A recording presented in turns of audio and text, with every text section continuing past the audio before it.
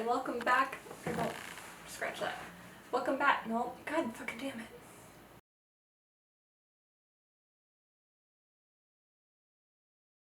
Hello, long time no see. Welcome back to another episode of Drunk Mythology with Destiny. I'm your host, Destiny. I know it's been a long time since I've sat down and talked with you guys. I don't want to go into too much detail because it was a lot of personal stuff, but work a third shift, family issues came up, we moved. Now is as good a time as any to jump back in and get started again. I do want to give you guys a little bit of a disclaimer as well before we get started. Today's episode does have violence, themes of SA. That's really common in Greek myths, so if you need to skip this one out, that's perfectly fine. Take care of yourselves, and I'll see you in another video. Getting into today's topic, we're going to be talking about Zeus, the king of the gods. I don't know if any of y'all have seen the first 3 videos I did before we started again, but I said I would, and now I am. Before we get started, let's have our little toast. Cheers.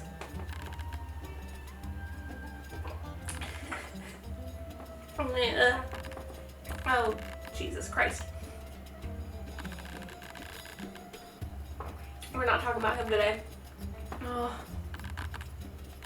I also wanted to mention the drink I will be drinking for the first part of this video.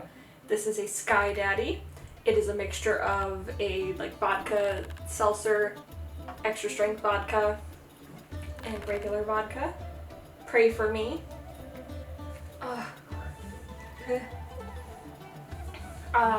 Just to recap, in case you guys didn't watch the setting up of Mount Olympus or the episode with the Titanomacheia in it, Zeus is the youngest son of Kronos and Rhea.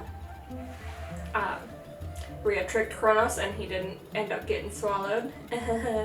You didn't eat me, you ate a rock. You silly. Don't know the fucking difference.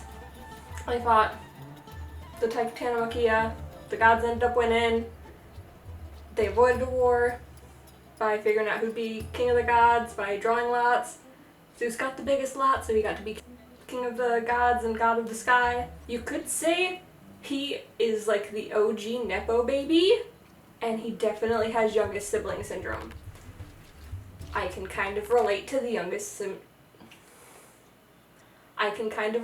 youngest sibling syndrome part. I'm also the youngest sibling in my family, but that's about as far as I can relate to with Zeus. We're not going to go over all of his kids in this episode.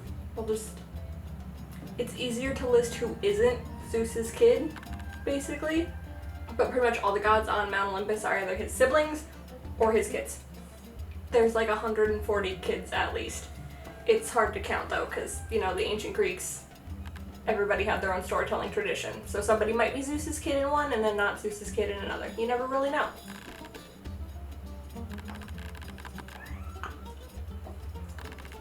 Oh no, I didn't stir it. I don't have anything to stir it with. Ooh, goodness gracious. Zeus is the king of the gods, the god of the sky, thunder, lightning, all that fun stuff. He's also the oath enforcer, the god of justice, god of order, and he's the god of Xenia, which is the ancient Greek concept of hospitality. That could be pretty fun, because he's not that good at those things. You know what's not a good symbol of hospitality, being a good host? Tricking your way into some lady's bed, but we'll get into that in a bit. One of the biggest things about Zeus is not only is he the OG Nepo baby, he's also the OG fucking man whore. When I was mentioning it earlier, I'll say it a billion times, gods will sleep with anyone and anything. Zeus is the epitome of that. He is who you picture when you're thinking about someone who will sleep with anything. So let's get started with talking about his first wife, because yeah, that's right, he did have more than one wife. Gonna drink a drink.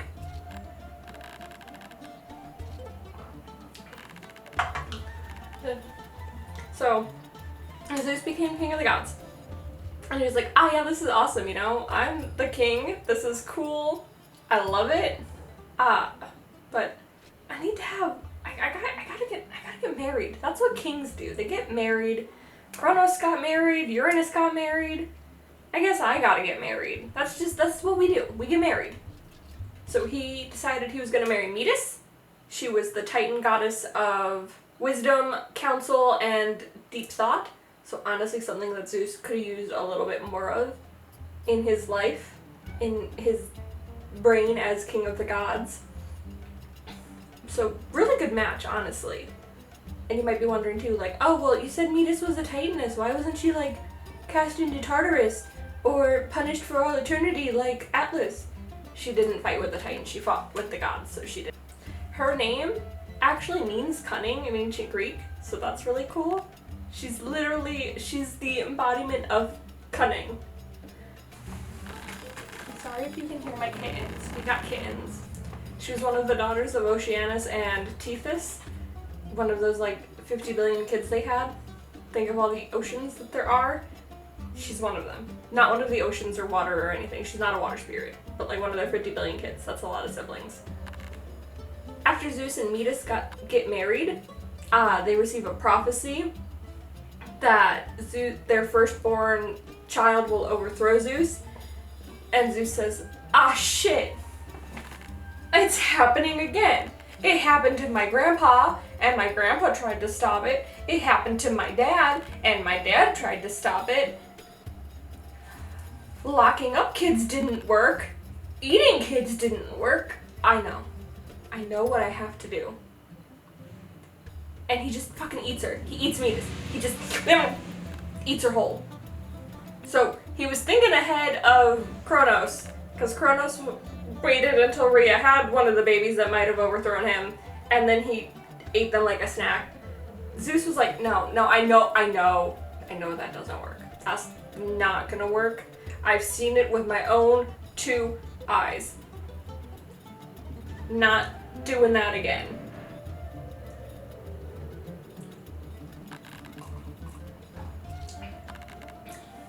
Sky Daddy, pretty good drink. So he just swallows Metis whole. Crisis averted. She won't have a baby now.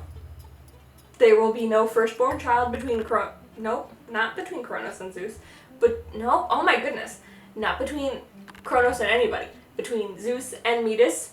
So prophecy can't be fulfilled. This is probably one of the only times somebody trying to avoid a prophecy works out for them. But because Metis is also an immortal, she's still in there. Like, she didn't go anywhere. And so now she's just kind of like Zeus's, like, the voice in the back of his head trying to make him be logical and, like, think critically and with reason instead of with his dick. He doesn't always listen. Sometimes he does, but not always. After Zeus gets married the first time, he's like, well, I still need a wife. Like, I didn't get rid of the first one, but, like, I kind of got rid of the first one. So, I still need a wife. I still want kids. So he's, like, looking around. He's seeing who he could marry. Some of the sources will say, like, then he married Demeter, and then he married this goddess and that goddess and stuff. But I like to just say he had 2 wives, and the others were just flings. You can call it whatever you want. Zeus could have been into polygamy. I don't know. He can do whatever he wants. He's the king of the gods, right? That's part of the whole spiel. I'm the king of the gods. I can do what I want.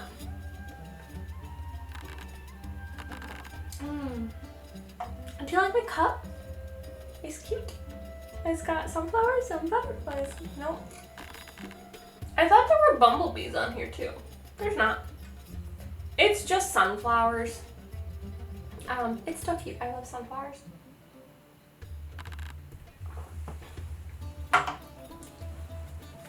So, after Zeus swallows Metis whole, as one does, very normal. Who hasn't swallowed their first wife whole, am I right? Zeus eventually settles down with Hera, his sister. Again, gods don't have genetics like humans have genetics, so it's not a big deal. They don't gotta worry about the Habsburg jaw, okay? We don't gotta worry about that. None of them are gonna get the and like all the other problems that the Habsburgs ended up having before that whole thing died out. And by settle down, I more so mean that he got married to her and then kept sleeping with anything with a pulse that he thought was hot. But we'll get to Hera's revenge sagas more. That's more her story. I don't want to tell it right now. We are not taking spotlight away from the literal queen. We're talking about the king. We'll save the queen for her own episode. It'll be fun. It'll be filled with drama. We'll love it. It's what we're here for. Am I right? I should have brought snacks down with me. I didn't think about that.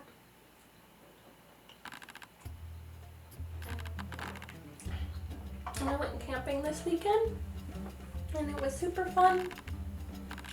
I'm sorry that I couldn't record around the campfire like in the olden days, but it happens sometimes. Let's get into some of Zeus's flings too, shall we? Because like I said, Zeus doesn't know the meaning of loyalty. It's like Zeus got married and heard the term ethical non-monogamy, but he wasn't listening when they said the ethical part, and he was just like, oh, so just sleeping with whoever I want and it's okay. Really? I can totally do that. Yeah, that's easy. There's lots of hot people out there.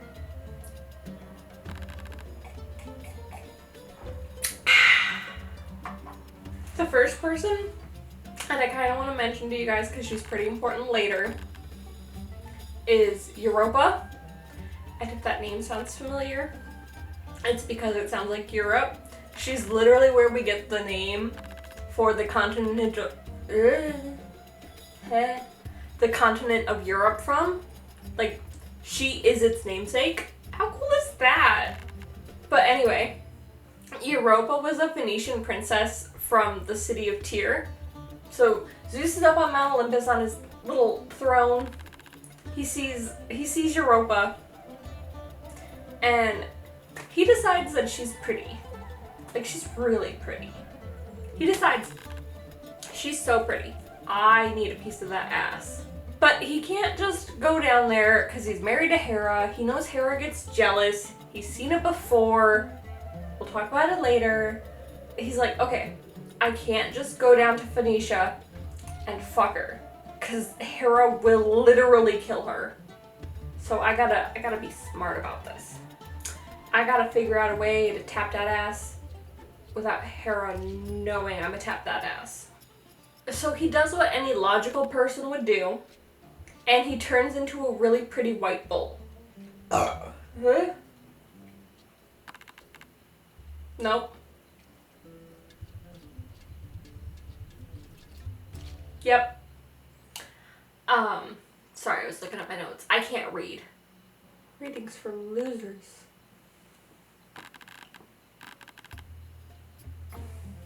Oh, I spilled.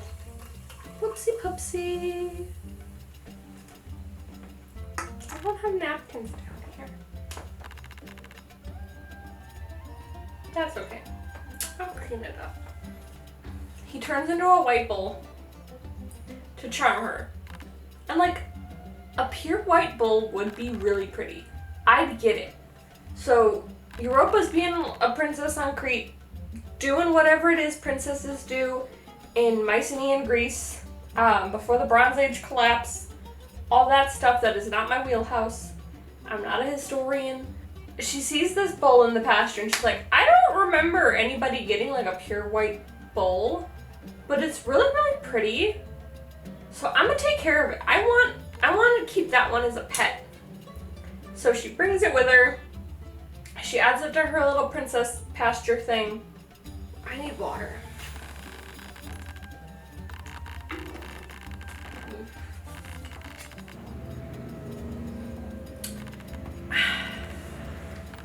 So she takes it back with her to like the palace on Phoenicia in Tyre. And she starts taking care of it. She loves this bull. It's so pretty. What a good pet she has. And then it turns into a man. And he's like, surprise! I'm Zeus. You've been taking care of me. The king of your pantheon, the king of the gods you worship. It's me, literally right here in the flesh. And she's like, holy fucking shit. What the fuck? He turns back into himself. And not only was he like, surprise, I'm the king of your pantheon of gods that you worship. He takes her back to Crete. And he has a couple kids with her. And we'll get into them a little bit more later because they're important to more of the people in like the Age of Heroes, and I want to cover that separately because that's like its own whole big thing. It becomes the queen of Crete after having King Minos. I'll mention his name. That name might sound familiar. We'll get to it. I promise we'll get to it. I want some Dr. Pepper. Dr. Pepper should sponsor me. They won't. But that would be so cool. That would blow my mind. I would legit have a fangirl moment. Dr. Pepper, if you're watching, I would have a fangirl moment. I will figure out cocktails for you. I want to talk about Zeus and Io next. This one's honestly kind of fun, I think.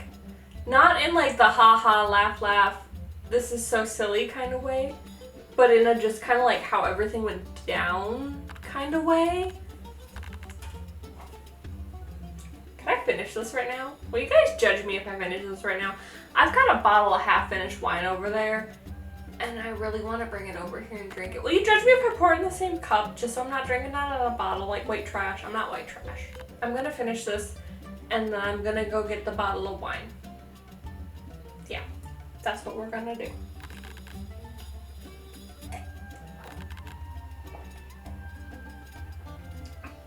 Why do I think I can chug drinks?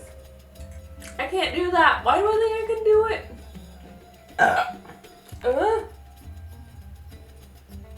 Excuse me.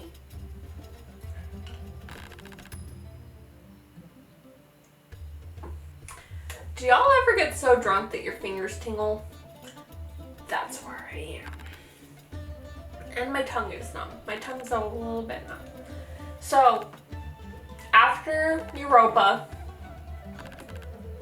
it probably was about the same time as Europa. Guys aren't like girls where you need to wait like 9 months before having a baby. Guys can just spread their seed everywhere.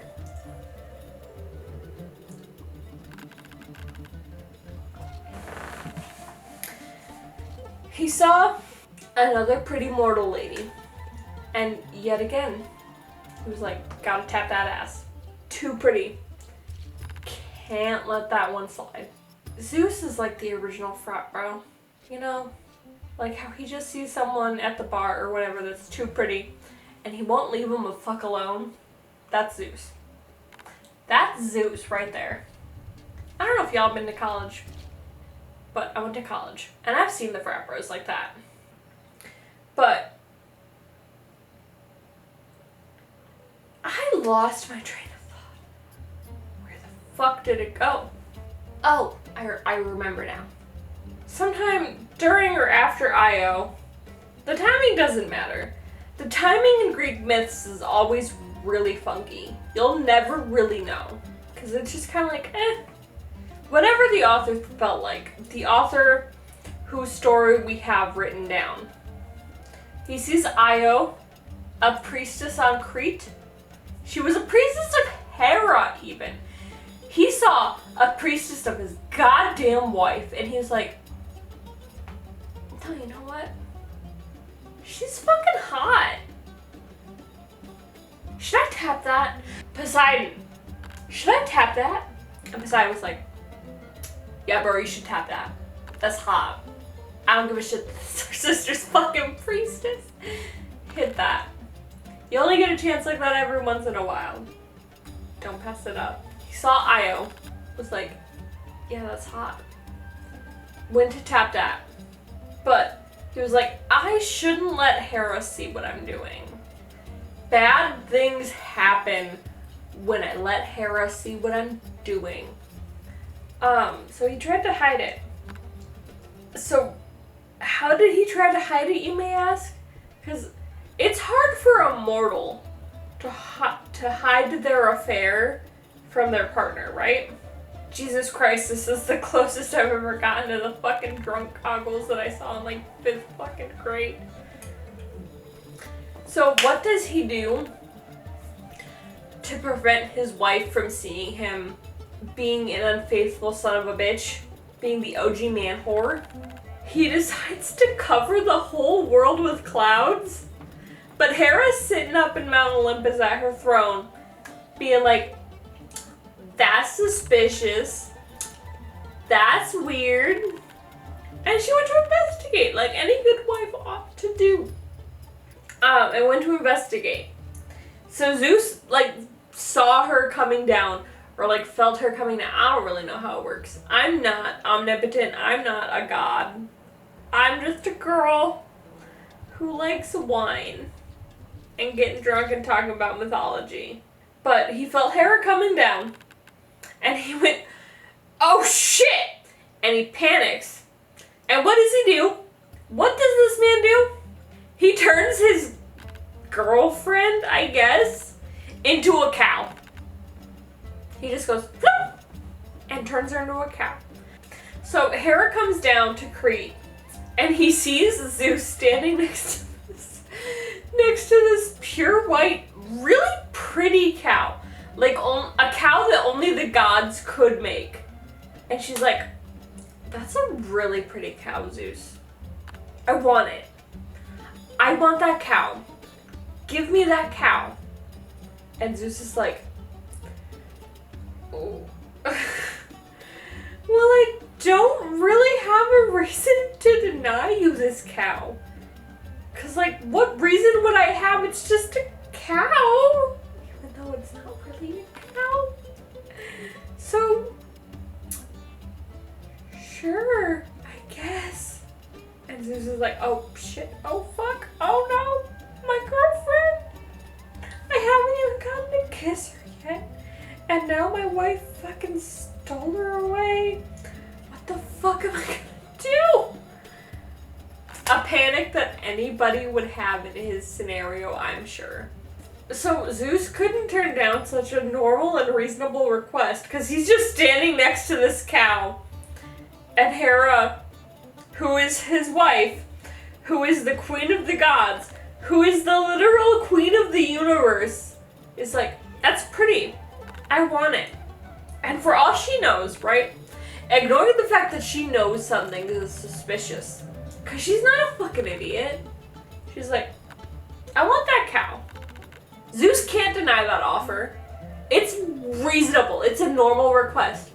He couldn't turn down a request that was so normal and so reasonable. So he was like, shit,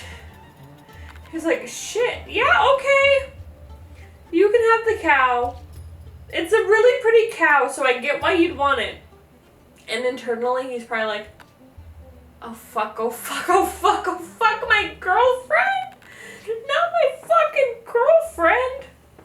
Even though Hera doesn't have a real, like, reason to be suspicious, Zeus was just on Earth next to a cow. And she was like, he wants to fuck that? So she has her guardian Argos, who has literally 100 eyeballs. Like, there's eyes all over this man's body. She goes, Argos, which means 100 eyes, I think. Hey, Argos, can you watch this cow? I know it's a weird request, but I need you to watch this cow. So she has her guardian Argos watch the cow. He has 100 eyes, so even though the gods have to sleep and like mortals have to sleep, he has so many goddamn eyeballs that he can close like half of them and sleep, and then those half wake up, and the other half can go to sleep while the other half are open. So like he's always awake. This man is literally always watching. Not like how your mom tried to convince you when you were a kid. I know, because I have a kid. Not like how your mom was trying to convince you when you were a kid that she had eyes in the back of her head and she always knew what you were doing. He literally knew what you were always doing because he could see everything all the time. All the time. But Zeus hadn't gotten to have sex with Io yet. He hadn't gotten to fuck that bitch. So, pray for my fucking liver, man. Like, even when some of Argos's eyes are sleeping, like, the other ones are open. They're awake. They're alert. They see what's going on and they're conscious. His eyes apparently aren't connected to his brain. So Zeus went to Hermes, one of his sons, we'll get to him later, and was like, I need you to try to fucking distract that man with 100 fucking eyes. I don't know how you're gonna do it, but I need you to do it. And Hermes is like, don't worry, Dad. I got you. I got you. We'll figure something out. We can arrange that. So Hermes goes up to where Argos is watching Io. I forgot which human person we were talking about, even though she's not a human right now. She's literally a fucking cow. He turned her into a fucking cow. I don't know about you guys. So Hermes realizes he can't just like take the cow from someone with 100 eyes who's literally always watching. So he thinks of a plan. And he's like, I bet I can lull him to sleep. He starts telling Argos stories. And he's being a storyteller, doing his job, filling his role in mythology. And he starts playing his panpipes. And he lulls all of Argos's eyes to sleep. Which is really impressive. There's 100 of them.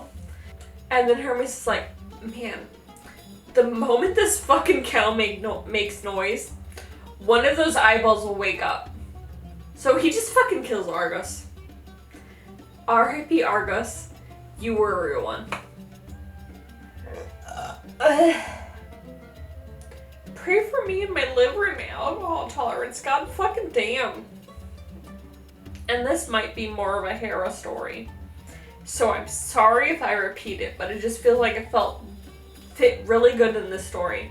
So, one of her symbols is the peacock. And she's like, well, I can't let my faithful servant's death go to waste. So, she takes his 100 eyeballs and puts them on the peacock. And that's why when the peacock, like, fans his tail feathers out, there's all the spots that look like eyeballs. It's because it's in honor of Argos. And she can't just like let it end with immortalizing Argos. She needs to punish that goddamn fucking cow.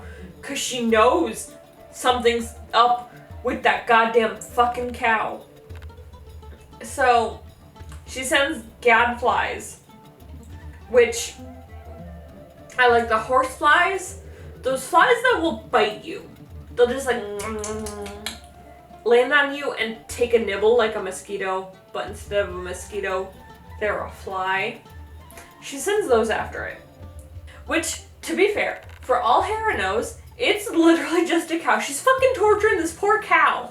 It's not, obviously, it's Io. But Hera doesn't know that. The gods aren't omnipotent.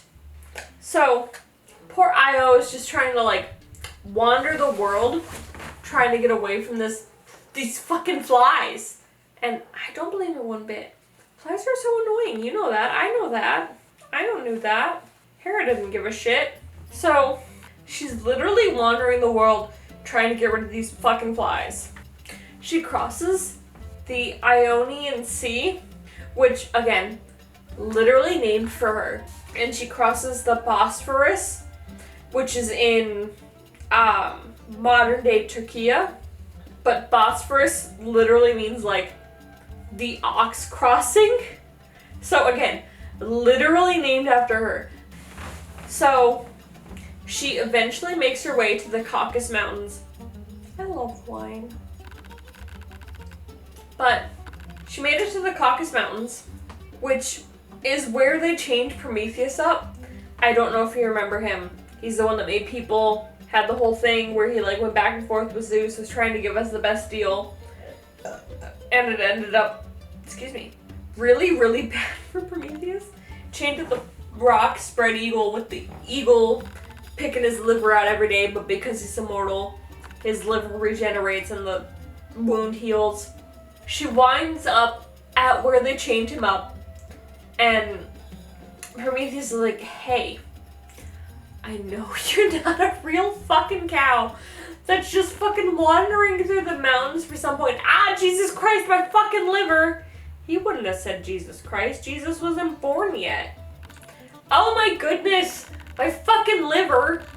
Ow, this fucking hurts. But, oh goodness, I'm gonna try to give you a little bit of hope to keep carrying on, because the gods know I need some goddamn hope right now.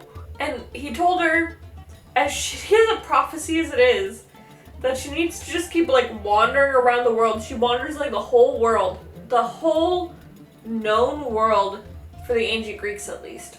But eventually she turned back into a human. Which, when you're stuck as a cow for God knows how long, I guess that is some hope. But I'd still be like, shit, you can't give me a more specific timeline than that? And Prometheus was just like, no, I can't. That's as good as I can do. I'm sorry. Ah, my liver. An eagle's fucking eating it while you're just standing there. She also was like, by the way, ow, you'll have children. You're pregnant right now.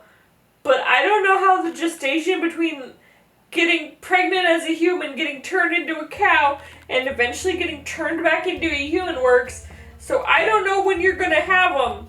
But you're gonna have some kids, and they'll eventually set me free. So please, dear gods, just keep wandering the world until you get free. So Io was like, well, I don't have much of another option, since I'm literally stuck as a cow right now. So I guess I'll keep walking. And she goes from the Caucasus Mountains down through the Bosphorus, which we mentioned earlier, down through like the Levant, crosses like the Red Sea, and goes into Egypt. Zeus meets with her at the Nile River and is like, oh thank God, I finally fucking found you. He reaches out to pet the fucking cow, the cow, and petting the cow turns her back into a human person. And then, like, immediately after this poor woman turns back into a human, this poor woman can't catch a goddamn fucking break. I feel bad for her, honestly. Immediately after she turns into a person, she goes into fucking labor, which, Io, I feel for you. I do. I really do. And she has their son, Epaphius. I probably did not pronounce that correctly. And he becomes the king of Egypt and the founder of the ancient Roman city of Memphis. Let's work our way, though, from Zeus the goddamn fucking man whore to Zeus the judge, the oath bringer, the upholder of Xenia, all those kinds of things that he's also apparently supposed to be the god of, even though, like, let's be real, 90% of us just know him as king of gods, god of thunder. This man got lightning bolts. The first one I want to tell you guys about is Lycaon. And if that word sounds familiar, it'll make more sense the longer you listen. So keep listening, because this one's really cool. I think it's fun. So Lycaon was an Arcadian king. Arcadia is like... Lycaon also had like a gajillion kids. Not as many as Zeus, because he's not immortal, but still like way too many for a mortal guy. Like, it's close to like 50 kids. He has 50 kids, which for a mortal person, even a mortal man, who doesn't have to wait like 9 months between having kids, like, for all I know, Lycaon has like 20 wives. That's still a lot of kids, right? Like, I'm not imagining them. It's still a lot of kids. My cats agree. I just heard one of them outside the door and they're like, meow. But unfortunately for this Arcadian king, he wasn't really a good person. He didn't give Zeus the sacrifices that Zeus should have gotten. And he let his kids, which in his defense, not defending him, but in his defense, he has 50 of them. That's a lot of kids to keep track of. He'd let his kids mix like human remains into the sacrifices to the gods, which was a big no-no. The Greeks didn't practice human sacrifice. The sacrifices were all animal sacrifices. And then on top of like the whole human sacrifice thing, he also was just like a really bad host. Which if you remember from earlier, Zeus is the god of Xenia, which is like the Greek rules for hospitality. So you're dissing on Zeus, dissing on Zeus, dissing on Zeus. He's not gonna let that slide. He might let one slide. Because let's be real, they understand we're human people, we make mistakes. But if you're messing up on messing up on messing up, oh, it's over for you, buddy. So he comes down from Mount Olympus, from his little like special seat above everybody else's seat, to see what's going on. He's like, I want to know what's going on here. He disguises himself as a mortal. Can you guys believe I've only had like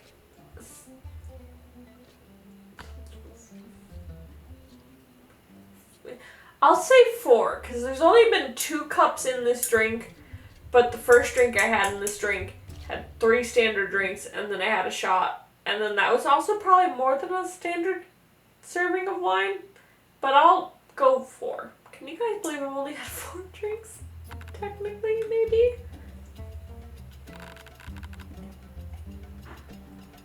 He comes down to see. He's like, what the heck's going on here? What's going on in Arcadia? And he is at the temple. And he literally sees them like mixing human remains into the sacrifices. How Prometheus said they should give sacrifices with like the really appealing parts on the outside and the less appealing parts on the inside. He sees like a human femur going in there and he's like, I don't want that. Nobody on Olympus wants that. What the fuck are these people doing? Jesus, God's damn, what the hell? Since he's disguised as like just a common day laborer, he tries to politely correct them in the error of their ways. Like, hey, Arcadians? I don't know if you guys know this, but the gods don't want human people bits mixed into their sacrifices. Like, they're pretty clear on that. Like, it's not like an up to debate kind of thing. Like, they want meat. They want animal meat. They don't want people meat. And that doesn't work. So he reveals his form as king of the gods, and he's like, nope, abso-fucking-lutely not. We're not gonna do this. That's not what I want. That's not what my brothers and sisters want. That's not what my fucking kids want. You know what we want. We've made it abundantly clear. There's a guy chained to a fucking mountain because he wouldn't fucking listen to me about what we want. Give us what we fucking want. And Lycanon goes, oh, that's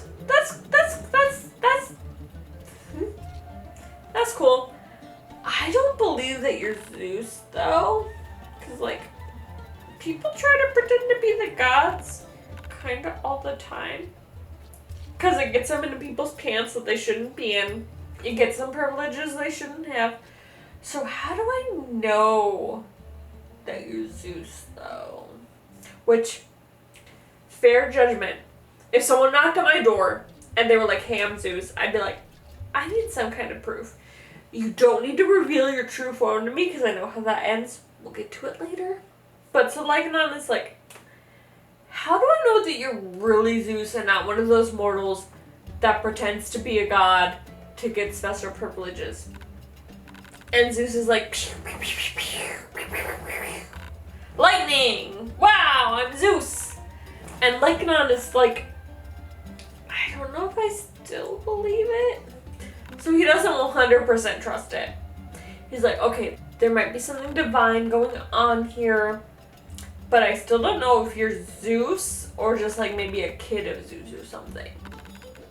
And that kind of changes how I have to treat you. So Lycanon fixes like a test to prove if Zeus is Zeus or if he's just some guy pretending to be Zeus. So with one of the human sacrifices that they did to the Greek gods, which the Greek gods were never like, yeah, you know, you need to kill people for us. He tries to serve Zeus like human persons do. And Zeus, even though he's not omnipotent, he sees right through it. He's like, I know that's people meat. I'm not eating that. But again, Zeus being the epitome of Xenia is like, I'm gonna give you another chance. I'm not smiting you right now, but you gotta fix this bullshit. So Lycanon, kind of panicking a little bit, is like, let's try to kill him. Let's try to kill him, and let's see what happens. Which is not the response I would have if I thought there was a god in my house, but I don't know, I'm not like Lycanon.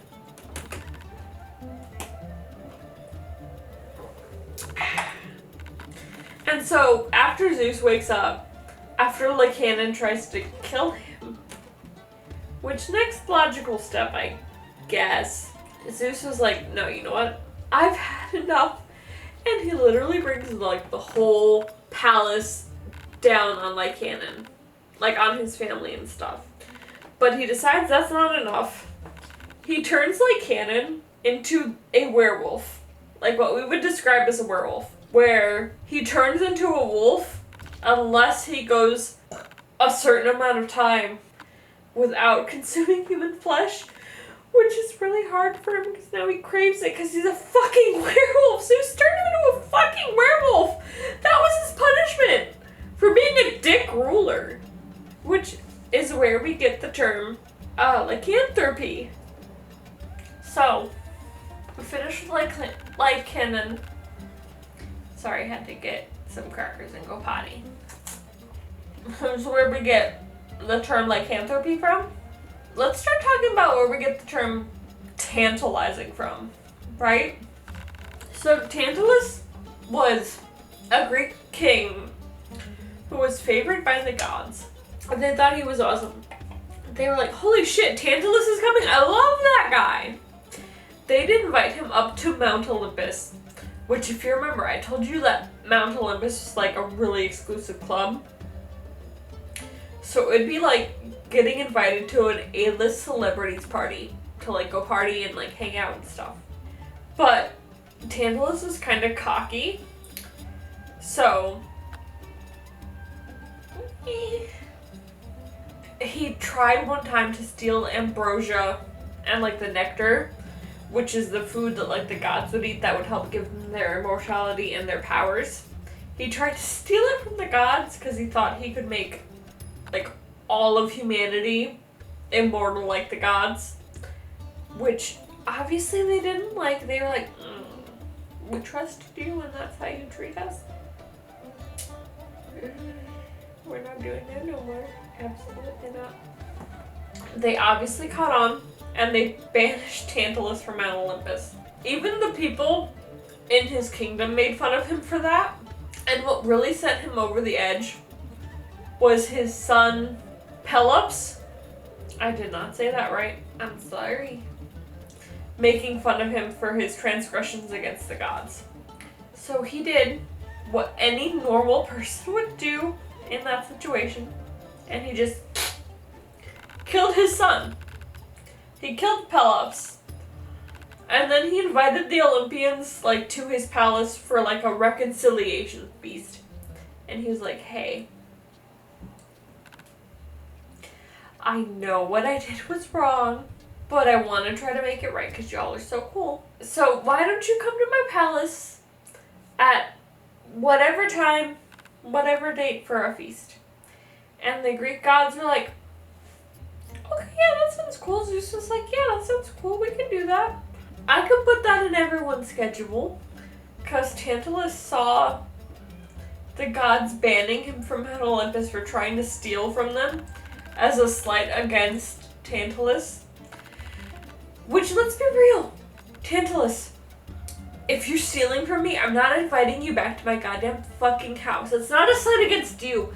That is your transgression against me. And I'm well within my right to say, no, you can't come to my house anymore. I'm sorry, but maybe don't steal from me. And then you could still come hang out.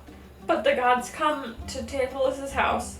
And for the most part, they all immediately see through his crime that he committed of infanticide, killing his own child.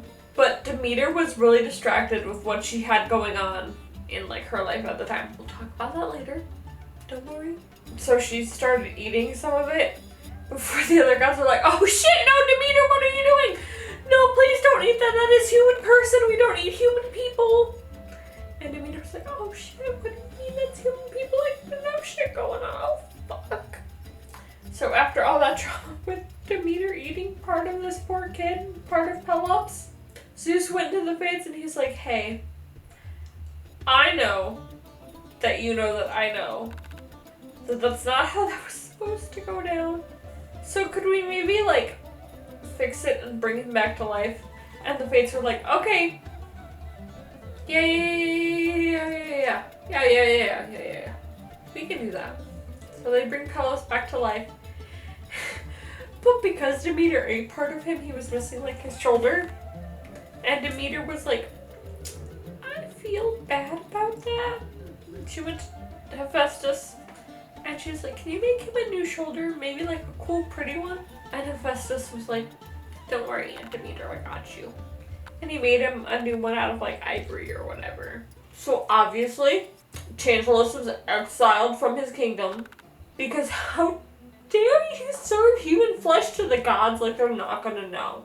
And he doesn't even have the same excuses like Lucannon, where he's like, I don't know if you're a god, so I'm gonna test you. No, Tantalus had been to Mount Olympus.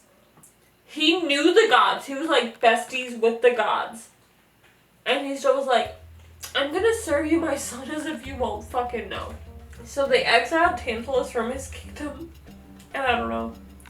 Probably Pelops took over. I don't fucking know. And eventually, because he's immortal, he died. He's immortal. And Zeus talked to Hades and he's like, we need to punish this man. Because that was fucking wild, right? And even Hades is like, no, yeah, that was fucking wild. I don't know what he thought he was going to accomplish from that. So they punished him. And what they did to Tantalus was they put him like up to his neck in water. And they gave him insatiable thirst and insatiable hunger. And so above him was growing an apple tree or like some sort of fruit tree. So he'd like reach up to try to grab the fruit. And when he did, the fruit would go whoop, and it would like go just out of reach so he couldn't grab it. And then he'd be like, okay, well I can't grab the apple or whatever, so I'll just try to grab a drink. And as soon as he like bent down to try to grab a drink, the water would retreat away from him. So he was damned for eternity with irreparable hunger and irreparable thirst and no way to satiate it at all. Which, A+ punishment from the gods, that's iconic. I love it.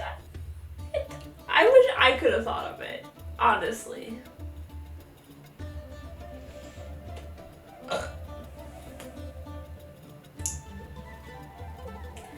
That was the last myth I had for you guys tonight about Zeus. I am so fucking drunk. I drank too much too fast. That is on me. That is on me. No one to blame but myself. But I'm so glad to be recording for you guys again. I know my channel's still really small, but it's just a fun thing for me to do. And I hope if you guys thought it was fun or entertaining, you'll let me know in the comments below. Please don't forget to like and subscribe. Tell me what you guys are interested in, because I know I still have so many Greek myths to go through. I still have like the 12 Olympians and Hades and Hestia and all of the demigods and everything to go through. But let me know what you guys are interested in hearing about too, because I can always mix it up a little bit. I don't gotta just go pantheon by pantheon. Like, there's no rules. This is my channel. I can do whatever the hell I want. So let me know what you guys are interested in. Don't be like me and drink too much too fast, because that was a mistake. But if you enjoyed my channel, if you thought this was fun or entertaining, or just something you want to see more of, please don't forget to like, comment, and subscribe. And I will see you all in the next video. Okay. Bye-bye. Oh, shit.